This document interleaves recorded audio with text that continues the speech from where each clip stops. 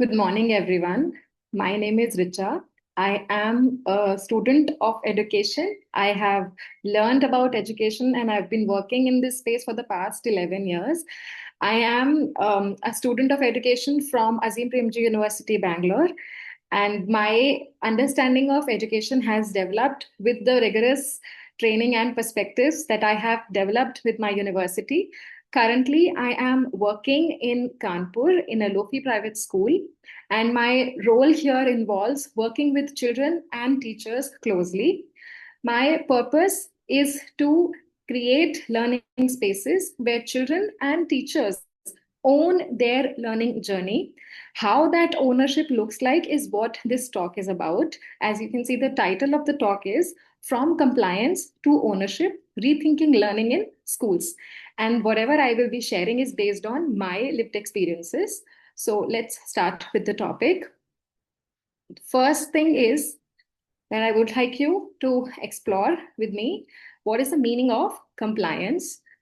As we can see here, and we have heard previously as well, compliance simply means adhering to the rules. Often the rules are decided by others. In the school spaces, this compliance simply looks like the teaching and learning being led by the adults. For example, teachers assign the home tasks, teachers decide the classwork, and the homework gets completed. But learning stays unclear. Teachers provide set of questions to students and students wait for the correct answers to be provided by the teachers. The focus remains on the correct answers then. Teachers are often heard saying that students won't learn on their own. So it's our responsibility to provide all information to the students. More often than not, the information is also given in the textbooks, and teachers are seen sharing that information as it is to the students. This stems from the belief that the knowledge is with the adult and the child sitting in the classroom is the recipient of that knowledge, often a passive recipient. We hear the parents speak during the PTM that whatever we are doing is this enough for the marks. So the end goal then becomes marks. Are we getting 100% in the exams or not? This becomes the success criteria.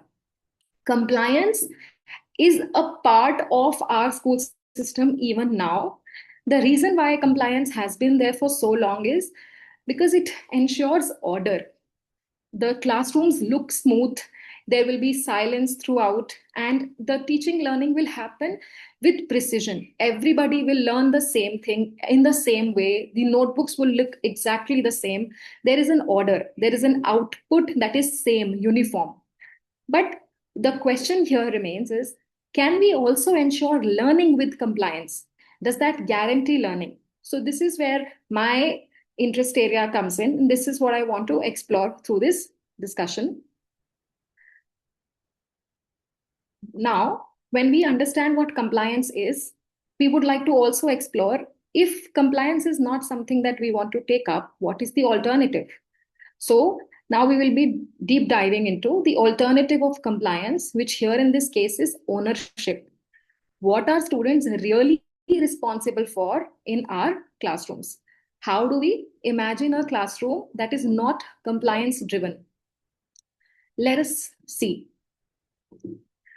When I say ownership, I mean that the learning is owned by the learner. This means that students are not just answering the questions that are asked by their teachers. In fact, they are asking the questions. Now, what kind of questions? The questions can range from simple factual questions based on the text that they read to the deeper question that why are we even learning this? So these kind of questions enable thinking citizens eventually, that we get to question the experiences that we get. Are they relevant for us? Are they supporting me for my future? Are they giving me any kind of skills that I will need when I grow up and enter a job market?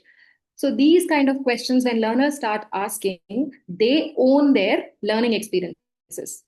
They develop the ability to explain the why behind the what. So if they are learning any concept in mathematics, in sciences, or in languages, they do ask, why are we learning it? then we can say that, okay, they are developing the ownership of their learning. A large part of our education system has been on tracking the progress. Oftentimes, we see that adults track the progress of learners. We see them preparing report cards in detail, sharing where the student was in the beginning of the academic year and where the student is at the end of the academic year. The same report is discussed with the parents to share, okay, what are they doing well and how can we see their progress better. It is a numeric form of assessing them. But what if students start taking responsibility for their progress?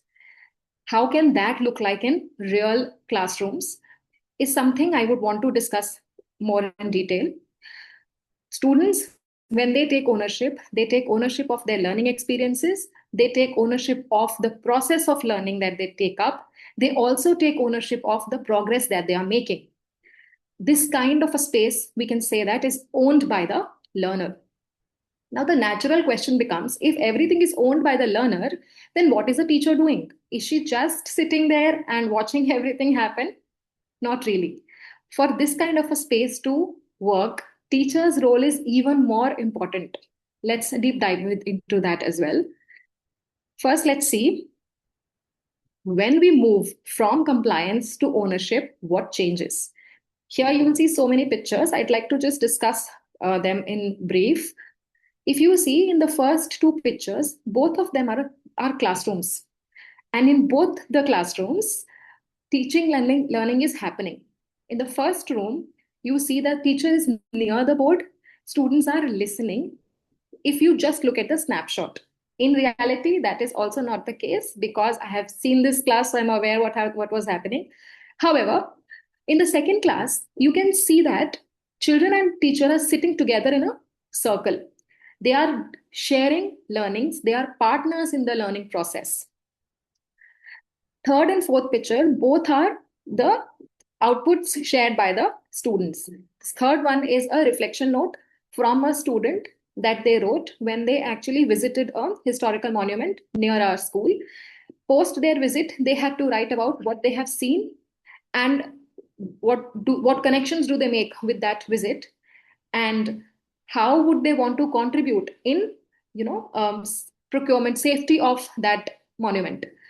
So this whole process of visiting a place, reflecting upon it, is recorded through this reflection note. The fourth image is a worksheet that is designed to help learners make connections with the text that they are reading. Now, this connection can be with the text, the connection can be with their own life, and the connection can be with the world that they are living in. When they do these kind of exercises, they are not just learning to perform in the assessment or even to please the adult. They are expressing their own unique point of view, their own unique thoughts and feelings. So they are owning their learning process and learning outcome. Last two pictures are my personal favorites. In this fifth picture, if you see, there are two children sitting on the stairs. Both of them are from different grades. Both of them have their own individual text that they have picked up based on their own reading levels. These texts they are reading during their dear time, drop everything and read, wherein they are reading about the text that they want to read. They enjoy reading based on their own interest area and reading ability. This kind of space enables a choice for learners, which is important because ultimately you will be making multiple choices as you grow old. The last picture is a snapshot from Bal Sabha that recently happened, wherein children were reflecting upon how their past few weeks have been. What do they feel about the school? How do they want the school to be in future? And what can they do for that school to become? So now children are taking ownership of the space that they are part of. They are not just coming here taking something in terms of information and going back home and doing nothing about it. They are owning this space. Their contribution is in shaping the school as well.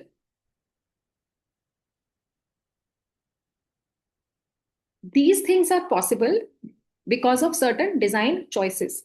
It is not easy to create such a space. It is not even quick to do such a thing, because every day you see a lot of uncertainty. Yeah. But what makes this possible is design choices. As you can see, first is routine is important that enables ownership. This can look contradictory because when we say ownership, we mean that everything is in control of the children. But that is not how ownership is visible or even developed here. What we do is we create routines. For example, morning meeting is a routine wherein children and teachers sit together for 30 minutes and they talk about certain things based on the goal of the month. These spaces enable children to set goals for themselves, academic goals or holistic goals. Once they make those goals, they sit with their teachers again to plan for achieving those goals. And then in the closing circles, they discuss whether they were able to achieve these goals or not.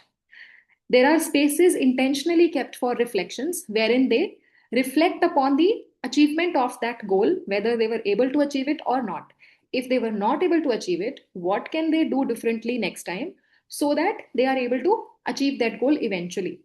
This kind of process enables children to take ownership of their learning, their progress.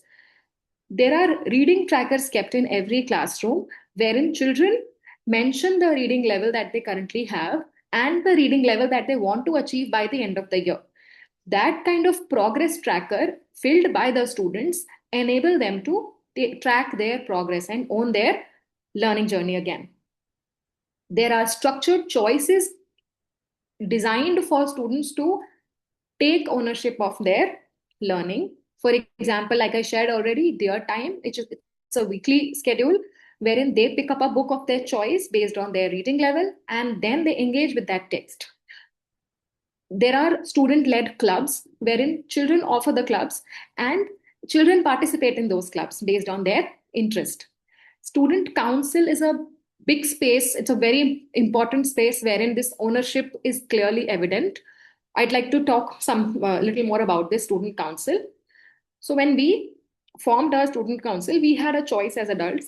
We could have nominated students and made them head boy, head girl based on our own personal understanding of students or their academic performances. But we did not do that. Instead, we held elections, and students, before they contested themselves in elections, they had a 1 month long session around what democracy is, what is the importance of elections in democracy, and how do we decide whom to vote. After all of that, there were proper process happened for nominations, and interview happened with the coaches to decide whether the children can actually nominate themselves or not. There were interviews happened. Once interview was done, they made posters, they campaigned just like a normal election, and then voting happened. After voting also, we had 10 finalists who were given different kinds of roles, including culture captain, sports captain, head boy, head girl, and then different other kinds of roles as well, to ensure that the culture of learning can be developed through students and their initiatives. This space was not the end, it was the beginning, because now student council is accountable to the students who voted for them, and that accountability is ensured via Bal Sabha, wherein student council sits with the students and shares what they have done so far. Bal Sabha is because the other students who voted for them, they share their findings and their concerns so that student council can see whether they are doing what they promised or not. And if they are not able to do it, how can they be more effective in their role? Now, if everything is being done by students, what are the teachers doing? Teachers are acting as facilitators here. For example, if it is a morning meeting, teachers decide how the morning meeting is going to be facilitated. They enable the discussion. They step in when they feel that there is a need, there is a breakdown, and they can support as an adult. There are, for example, if it is Bal Sabha, teachers will be present in that Bal Sabha. They will also share their findings. And other than that, we have student council members paired with some teachers so that teachers can mentor the council members also. So in a nutshell, teachers basically act as facilitators who ensure that students engage in this learning process and learning journey and grow as skilled individuals who can make choices and informed choices when they are growing up, not just after they grow up. One thing that I want to share here, which is extremely important, is agency that we are talking about, ownership without structure can be overwhelming for our children, because if we completely set them free, we don't know the direction. So therefore, when they are learning this sense of ownership, when they are developing this sense of ownership, adults play a very important role of designing frameworks that can enable this kind of development. And if you only put the structures, but there is no ownership, then those structures, these very structures, can become suffocating. So it's all about the balance that we want to have in the school spaces. In order to design a space like this, there's a trade off. We have to let go of a lot of things for this kind of a space to get created. One is perfect silence. It is very difficult to have a silent school who is also a learning school. Uniform outputs are not possible because every child is unique, as we say. Every child has their own journey. So their outputs will also be different. Your 10 students in the class will not be writing the 10 same essays. So your correction work as teacher will automatically be increased. Yeah. Because you will have to read each essay, because each essay is their own voice and you have to give remarks on that, obviously. Your speed of syllabus coverage will not be the same. You will have to compromise on certain concepts, maybe, or maybe certain chapters, but the focus will be on the skill. Whatever they are learning, they are developing skills that can be used. One thing that you have to let go of as adults, if we want this kind of space to be designed, developed, and sustained, is this need for immediate compliance. You will not find that kind of compliance in a space that thrives on ownership. And ownership basically demands that adults tolerate uncertainty longer than we are comfortable with. We all are humans. We want certainty. We want to know how things are going to be even before we start them. But when we are trying to design a space like this, that kind of certainty is unlikely. Every day you may find breakdowns, but you may also eventually see growth that otherwise is not possible if everything is pre-planned, pre-decided by the teacher, and teacher is driving the learning and students are passively receiving everything. So to conclude, what I want to basically say is, to have a school or to create a learning space where ownership has to happen, you don't change the children, you change the design choices. You intentionally create spaces wherein this kind of an ownership can exist, and those spaces have to be consistently executed. Both the things are extremely important: intention and consistency.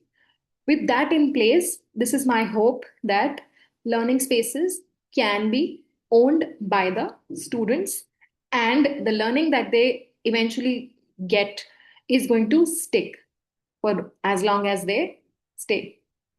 Yeah, that's it from my end. Open to questions now.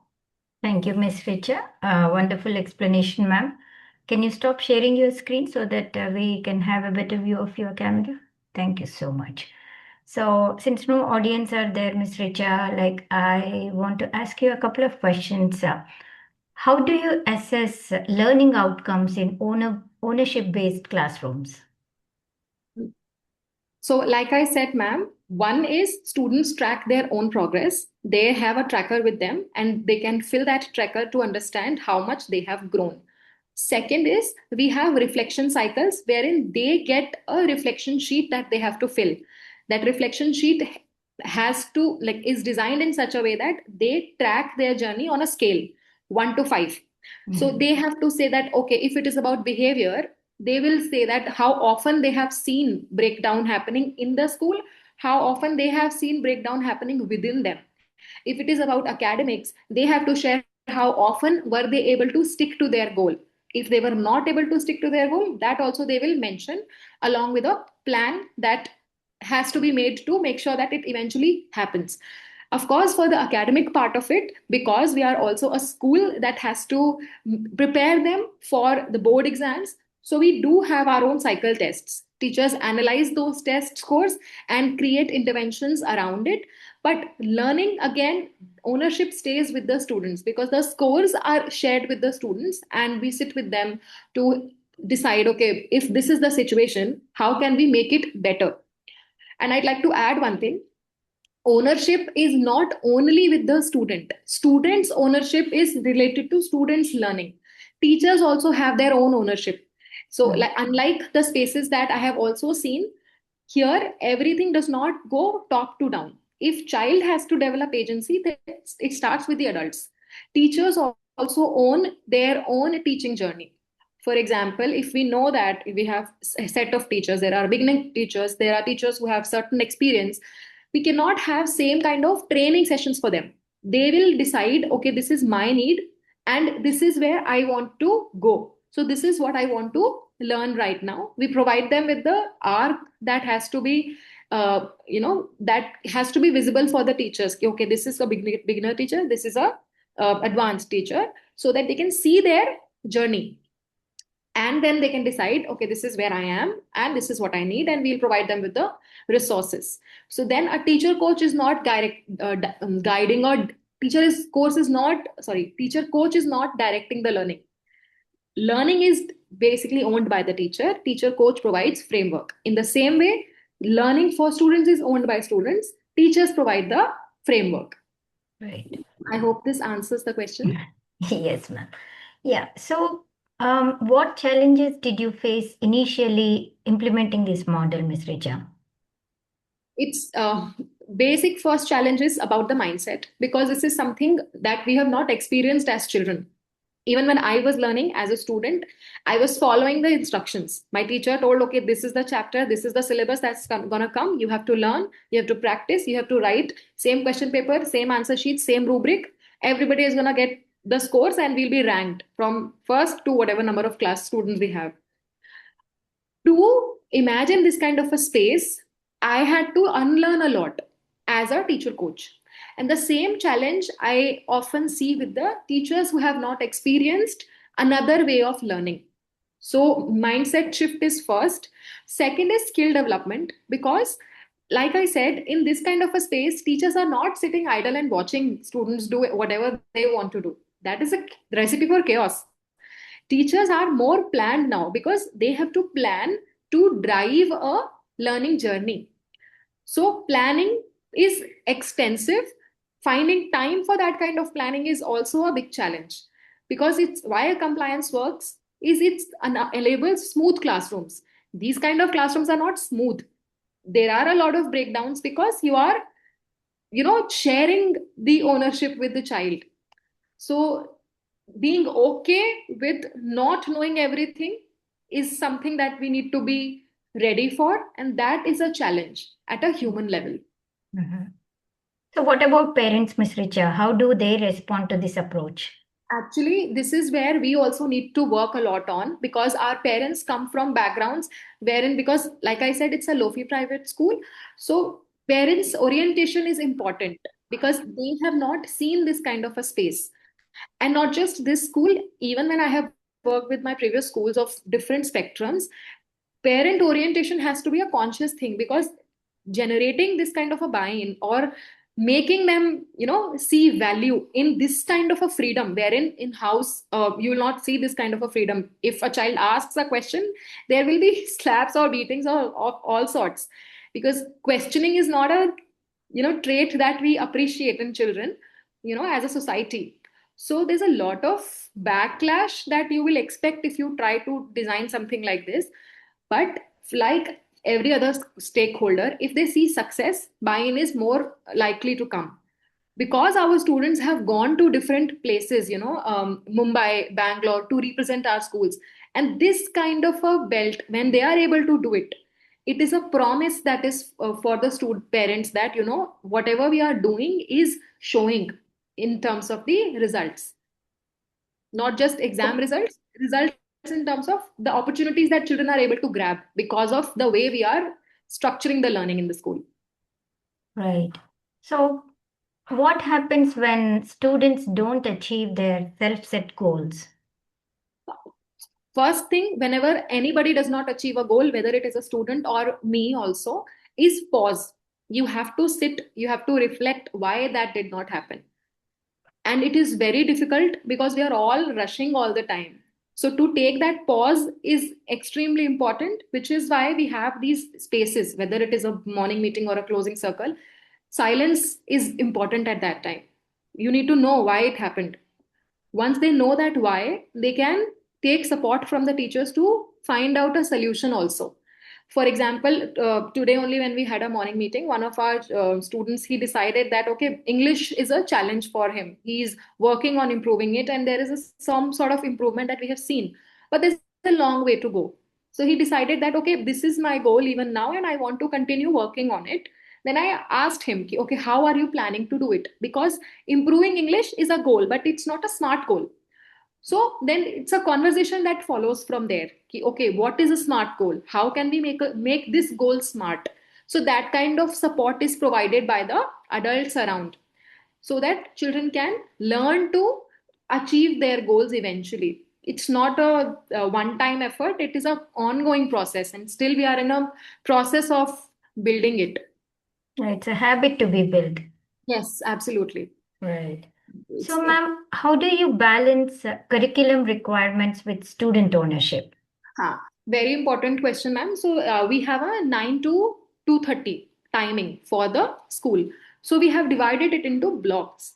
Like I said, 9 to 9:30 is the reflection morning meeting time. 2 to 2:30 is the reflection time. So it's a 1 hour. Anyway, the school hours are less. Out of that, if we are spending 1 hour on non-academic things, if I have to call it, means non-subject related things, it Right. looks unlikely that you will be able to ever complete the syllabus or stuff. But if you think deeply, if the child knows how to learn or what learning is, and you spend considerable time in developing those skills, eventually students become independent enough to learn on their own. Otherwise, if we have to force them to study all the time, you can keep 8 hours of schools also, and learning will still not happen. So it's Right. about initially you have to spend a lot of time, obviously, in habit formation. Once that habit is in place, our work becomes easy because now they are driving their learning and we have to just support wherever required. Okay.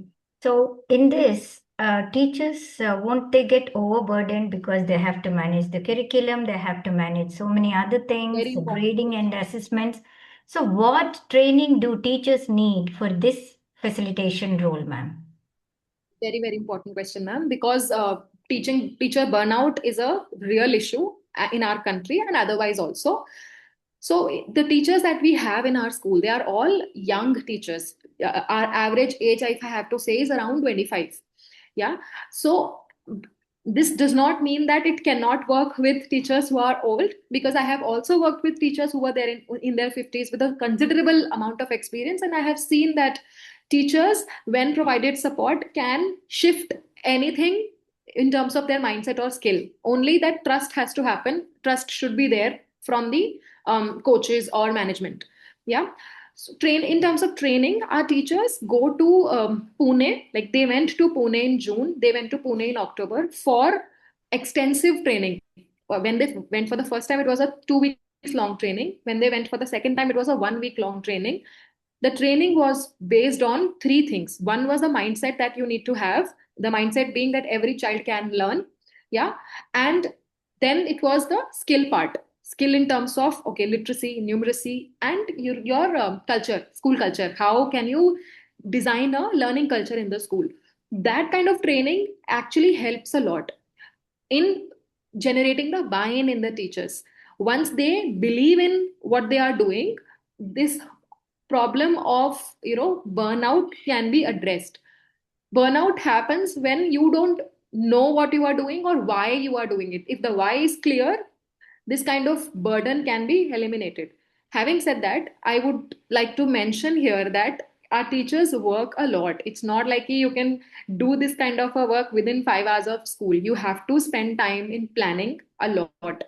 But with AI, this has become easier because now writing part is not something that you have to focus on in terms of lesson planning.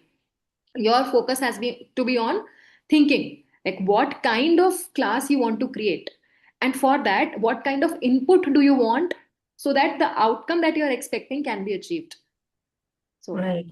So, ma'am, how does this approach work with different age groups? What is the age group you are dealing now? in terms of students, Yes. good ma'am, again very very good question. My coaches and my coaches and me, we work with middle school, right, Oh. starting from grade 5 to grade 8. For nursery to 4 we have a different coach, and you rightly pointed out that this cannot work in the same format for all the grades, because when Right. they are too young, developing this sense of ownership will not look like this. It will still happen, but it will not look like this. So when they are too young, the ownership is in this way, like, okay, am I keeping my slippers outside the classroom in the right way, right? Or am I keeping my space clean? Am I waiting to take my turn? Which are also milestones actually for early years. So now the question then becomes is, are we training them, are we training the children through what is carrot and stick method, or are we developing a space for reflection also? With this morning meeting closing circle is a consistent routine throughout the school. It happens for nursery also, it happens for grade 8 also. So that part remains the same, but what happens within the circle time changes according to the grades. The expectation also changes. For like, if I have to say it simply, if our pre-primary teachers are taking 60-40, 60% ownership or 80% ownership is with the teacher, 20% is with the children, when it moves to grade 8 it moves from 80-20 to 20-80. So that part changes. So, how does the student council handle conflicts or failures? Yeah, so Because this at is, the end of the day, they're all children, right? yes, Yeah. absolutely.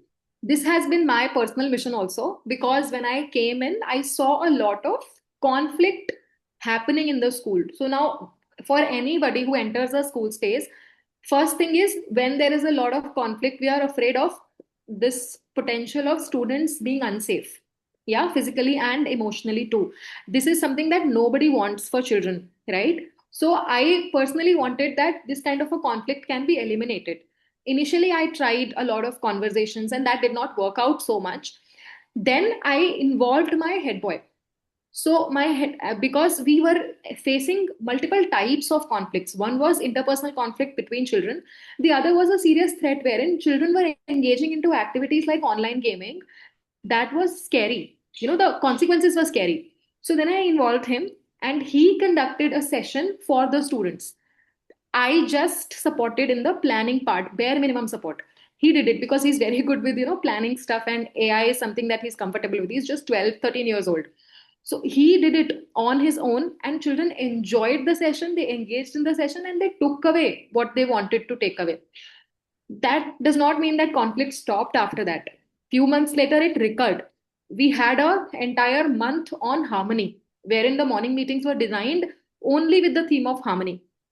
We had a data collection before the month started and at the end also, and I was happy to see the shift in the students responses, wherein many children before the month started shared that there are a lot of conflicts in the school, and most of the times the conflicts are handled by the teachers.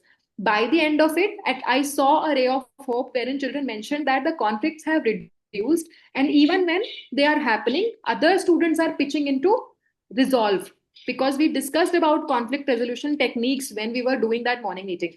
So data becomes very important. Like, if you don't know what is happening and why is it happening in the school, there is no possibility for any intervention to work. So intervention has to be guided by the reality of the space. So students pitch in, teacher Right. support, coach support is active in that, and they pitch in Mhm. via this mediation and survey and all those things happen. Mhm. Yeah. So, coming to Bal Sabha, ma'am, how frequently does this occur? Monthly once, ma'am. Because actually, this January we had like long holiday because of the winter. So January no Bal Sabha happened. It happened in February. Otherwise, it is supposed to happen on a monthly basis. But we were not able to do it for 2 months because of the winter break. Okay. So, what about the documentation, ma'am? How do you do that document individual student progress? So one, this is because this is a new school, like it's a 2 years old school only. This documentation bit is an area of growth for us also. There are report cards in place, but the report cards are similar to what we have seen as children or as teachers. I mean, of course, better than them, but not capturing this kind of an experience. This anecdotal records, there is no space for them right now.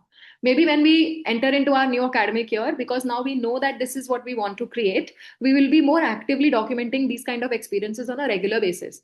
Then we will be able to do the HPC, like holistic progress card. We will be able to develop that more in a more concrete way. So, Mhm, mhm. So, ma'am, what inspired you shift from compliance to ownership? ma'am, that's my personal bias towards ownership, I have to say. As a child, also, I have been a questioning child. Like it irked me a lot when I was told to do that. You have to do this because this is how it is done.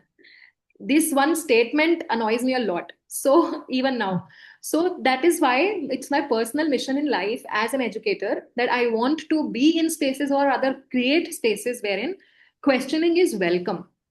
So that's if I have to be very brief about it, this is why. Right. So, last but not the least, how scalable is this model to larger institutions? Mhm. So I'm not sure to what extent it will still look like the same if we scale it up. But because as a school we are also scaling up, we are also opening up new spaces, and we will be implementing this in those schools also. So I think I will be able to answer this better next year because I will be again doing the same thing in another school from scratch. So I have to see that if that can work in the same space or not. But I want to believe that if your buy-in is in place from teachers, from coaches, and from parents, if even if it is not in place in the beginning, if you have things in place to get that buy-in eventually through dialogues and conversations, this is possible. Maybe not exactly in the same way, but it is still possible to create small spaces for ownership. You may not want to have complete student ownership because that again varies from people to people. Yeah, different leaders have different vision of ownership, but some part of it is still possible in every school. Okay. Thank you so much, Ms. Richa, School Journal of Education and schoolreformer.com. Thank you for the talk and for patiently answering all the questions, ma'am. Before I end the session, anything else you want to mention? Ma'am, I'd like to thank you for the opportunity because I really believe in the cause of education and its potential in uplifting children and uplifting the entire society. So these kind of dialogues actually create a lot of space for shared people with shared mindset to share and exchange their ideas. So I am really, really happy and grateful that I got an opportunity to share what we are doing with you and with everybody who will be engaging in this video afterwards. Thank you so much. Thank you so much, ma'am. I'll end the session now.